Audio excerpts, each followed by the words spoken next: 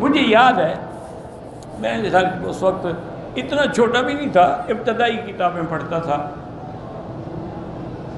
تو بادشاہ میرے خیال جہاں تک مجھے یاد پڑتا ہے کہ مراکش کے بادشاہ تشریف لے آئے عمرے کے لیے، اور ان کی عادت تھی کہ جب وہ آتے تھے تو تمام علماء حرم کو دعوت دیتے تھے کہ کھانا میرے ساتھ کھائیں۔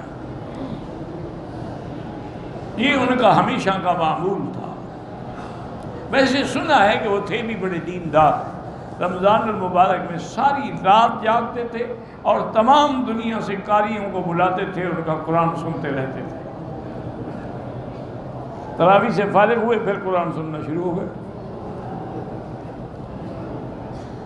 تو وقت کے یہاں جو ذمہ دار تھے حرمین کے، انہوں نے سب علماء کو خط لکھا اور ساتھ بتایا کہ بادشاہ کے ساتھ کھانا کھانا ہے اور یہ ان کی خواہش ہے، اس پر آپ لوگوں کو دعوت دی جاتی ہے، فلاں وقت میں فلاں جگہ سب پہنچ جائیں تاکہ پھر کٹھے جائیں گے۔ مولانا عبدالحق صاحب ہوتے تھے، بہت بڑے عالم تھے لیکن اہل حدیث تھے، اور ان کا سابقہ وطن جو ہے وہ بھی ہمارے قریب تھا، اور ویسے بہت بڑے عالم تھے۔ اہل حدیث ہونا کوئی ایسی بات تو نہیں ہے نا، اصل تو بات یہ ہے کہ وہ صحیح اہل حدیث تھے۔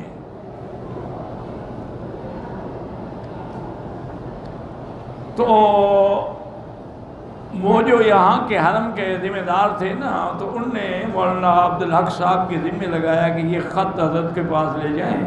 مولانا خیر محمد صاحب کا ان کا مزاج ایسا ہے کہ وہ انکار کر دیتے ہیں۔ تمہارے وہ بھائی ہیں، ایک علاقے کے لوگ اور بڑا تعلق ہے آپس میں، روزانہ ان کی ملاقات ہوتی تھی والد صاحب کی۔ والد صاحب آتے ان کے پاس بیٹھ جاتے ہیں، وہ پہلے آ جاتے والد صاحب کے پاس آ کے بیٹھ جاتے۔ وہ خط لے کے آئے اور انہوں نے کہا کہ بھائی جان، گزارش یہ ہے کہ آج میں ایک بات آپ سے کہتا ہوں، لیکن بھائی کی حجت سے یہ بھی کہتا ہوں کہ انکار نہیں کرنا۔ اور میں کہو تو صحیح، پہلے تمہاری کون سی بات کا میں نے انکار کیا ہے؟ انہوں نے کہا یہ دعوت نامہ ہے، کل فلاں وقت جانا ہے، میں بھی آ جاؤں گا اور اکٹھے چلیں گے، ایسا نہ ہو کہ اس قسم کی دعوت کا انکار کر دیں تو ان کو ناراضگی ہو اور آپ کو حرم سے بھی نکال دیں۔ تو آپ نے وہ خط پڑھا اور فرمایا کہ بھائی عبدالحق، میں اس گھر میں اللہ کے دروازے کے لیے آیا ہوں، میں جس بادشاہ کے دروازے پہ بیٹھا ہوں اس سے کوئی بڑا بادشاہ نہیں، لہذا میں نہیں جاؤں گا۔ نکال دیں گے تو کیا ہے، میں نے وہاں پاکستان میں جانے کے بعد کوئی ڈاکے مارنے، وہاں بھی بخاری پڑھانی، حدیث پڑھانی، تفسیر پڑھانی، نکال دیں، لیکن میں نہیں جاؤں۔ حضرت نے بڑا اصرار کیا، بھائی بھی تھے، حجت بھی تھی اور برابر کی چوٹی کے علماء تھے، انہوں نے کہا میں نہیں جاؤں گا بھائی، بس۔ والد صاحب نہ گئے۔ عشاء کی نماز کے بعد جب درس ختم ہو جاتے تھے تو والد صاحب کافی دیر لمبی بیٹھ کے کچھ پڑھتے تھے، اللہ عالم کیا پڑھتے تھے، بہرحال قرآن حدیث اور کیا پڑھنا تھا۔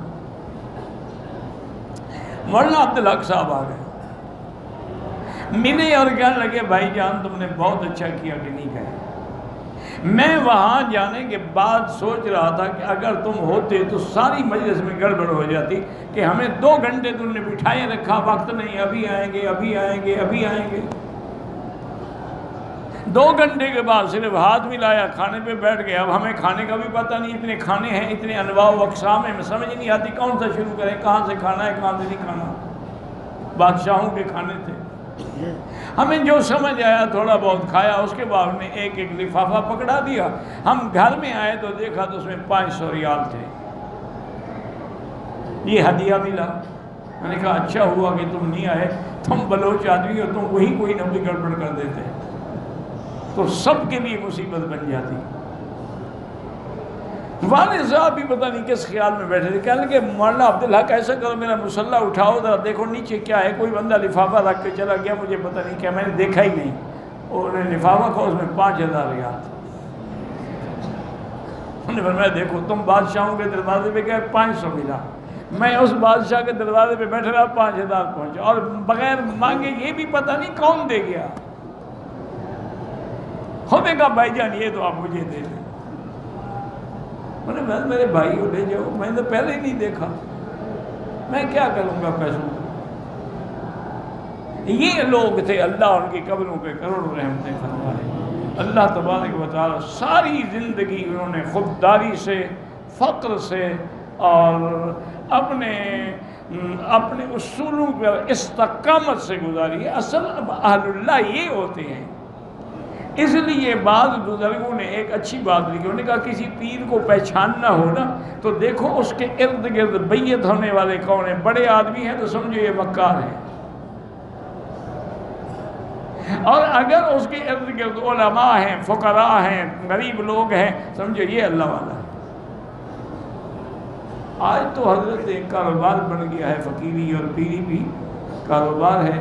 جو مرید اچھے پیسے لائے اس کو کھانے کھلائے جاتے ہیں، اس کو جناب قریب بٹھایا جاتا ہے، اور جو غریب ہو بیچارہ، وہ یار اس کو لنگر سے روٹی دے دینا،